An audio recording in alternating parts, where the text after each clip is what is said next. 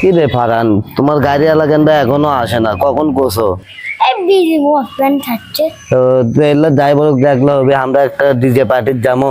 এখন আবার আজান দিচ্ছে, হুজুরেরা আসবে, আসেই কবিদের নামাজত যাও, এই জন্যই তো এটি দাঁড়ায় আছে আমরা, যে তাড়াতাড়ি যাবো।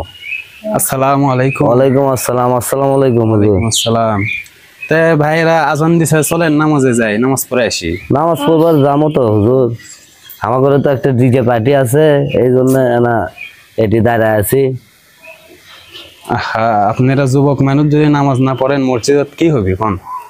যাবো হুজুর, যান আপনি, আপনি আপনার কাম করেন, আমরা তো যাবোই, আমরা তো নামাজ পড়ি। আচ্ছা ভাই আসেন, আমি যাই মসজিদের দিকে যাই। আচ্ছা যান আপনি।